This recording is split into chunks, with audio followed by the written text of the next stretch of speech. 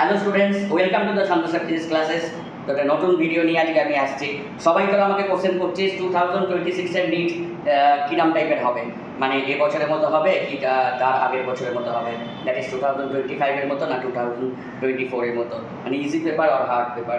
দেখ, প্রথম কথা যেটা সেটা হচ্ছে অফলাইনে পরীক্ষা হবে, এটা কনফার্ম। তোরা মাঝে মাঝে অনেক সময় বলছিলিস যে অনেকে ভয় বলছে যে অনলাইনে হবে কি অফলাইনে হবে।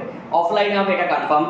একবারই পরীক্ষা হবে, অনেকে উঠেছিল যে নিট দুবার হবে, কিন্তু একবারই পরীক্ষা হবে। আর সেকেন্ড থিং হচ্ছে যে কোশ্চেনের যে ডিফিকাল্টি লেভেল সেটা কিন্তু এরকমই থাকবে। আপকামিং 3 ইয়ার্সে এই কোশ্চেনের ডিফিকাল্টি লেভেল এবং কোশ্চেন প্যাটার্ন সেটা কিন্তু একই থাকবে। সুতরাং এবারে হয়তো ফিজিক্সটা একটুখানি হার্ড পড়েছে, কিন্তু পরের বারে হয়তো কেমিস্ট্রি হার্ড করতে পারে বা বায়ো হার্ড করতে পারে, কিন্তু কোশ্চেনের যে ডিফিকাল্টি লেভেল বা কোশ্চেন প্যাটার্ন সেটা কিন্তু একই থাকবে। আর তোদের নতুন অ্যাপ্রক্সিমেটলি 10,000 সিট অল ইন্ডিয়াতে বাড়বে। সুতরাং ভিডিওটা দেখার জন্য থ্যাংক ইউ। আর আমার চ্যানেলটা অবশ্যই সাবস্ক্রাইব করে রাখ।